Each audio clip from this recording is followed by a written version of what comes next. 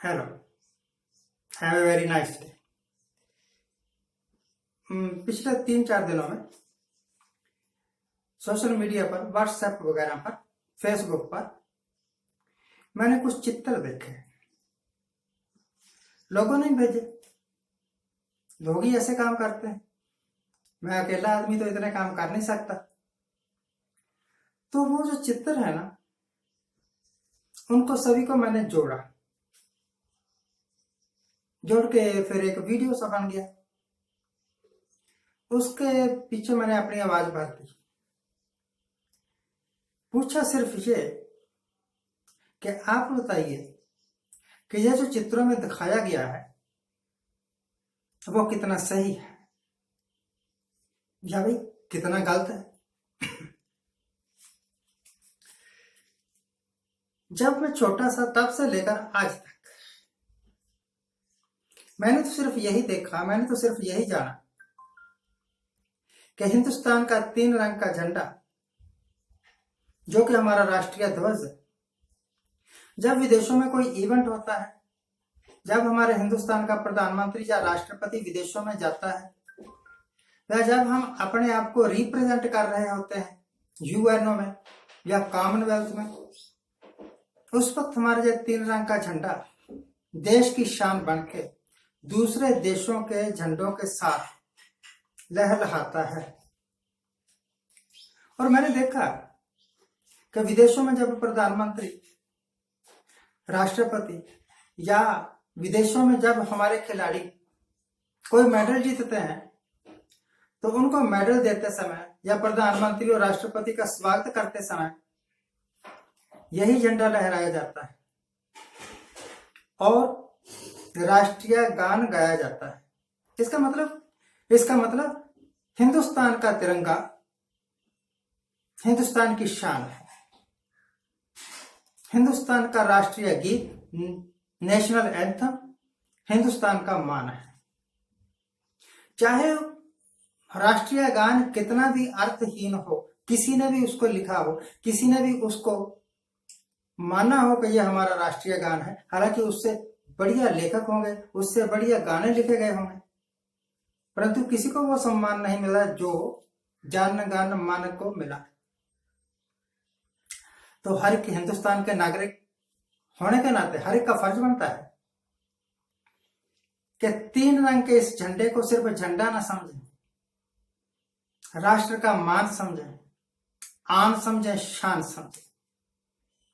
और ये जन गण मन देश का राष्ट्रीय गान है, इस करके ये भी हमारे मुल्क का सम्मान है, इज्जत है, आबरू। जो इन दोनों चीजों का सम्मान नहीं करता वही मेरी निगाह में सबसे बड़ा देश का गद्दार है। देश के गद्दार वो भी हैं जो ब्लैक मार्केटिंग करते हैं, जो खाम कीमतें बढ़ा के जनता को लूटते हैं।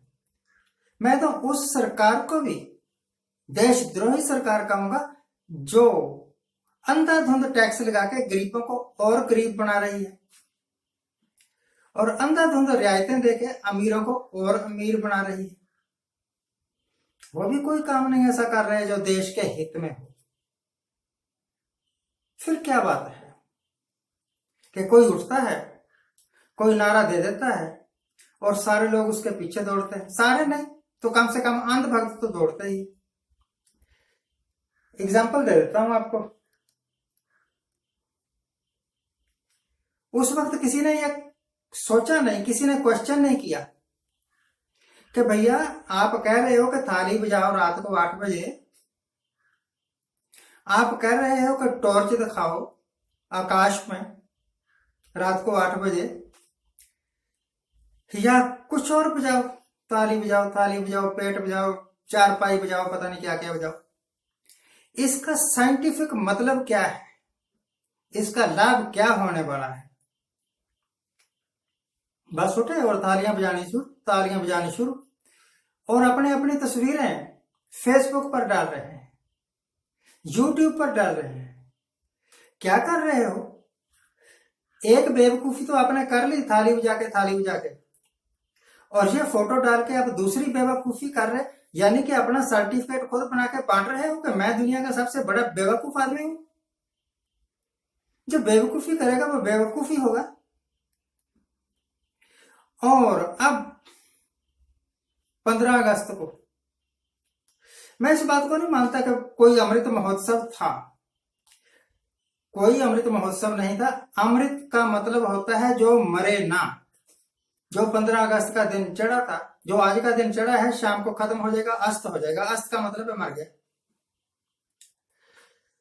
तो 15 अगस्त को जिस आदमी ने भी ये आइडिया दिया कि पूरे देश में झंडे फहराए जाएं, क्या साबित किया उसने?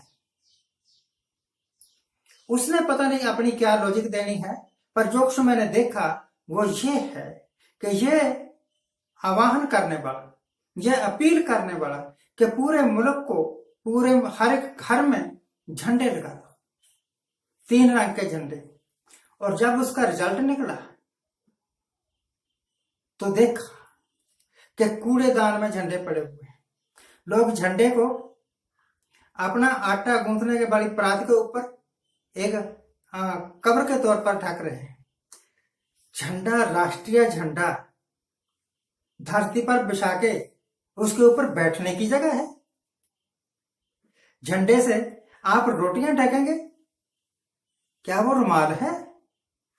झंडे के ऊपर खड़े होकर आप पेशाब करेंगे?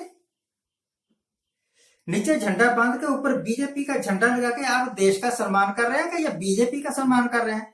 बीजेपी कल तक इसको कोई नहीं पूछता था, 14 में ही आई, और क्या पता 24 में गायब हो जाए।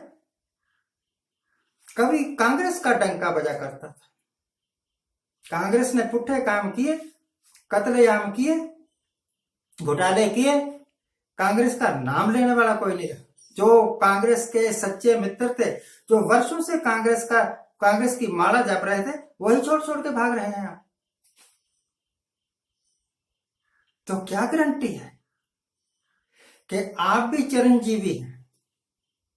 क्या गारंटी है कि बीजेपी का राज अगले 50 वर्ष तक रहेगा? क्या पता 50 महीने भी ना रहे।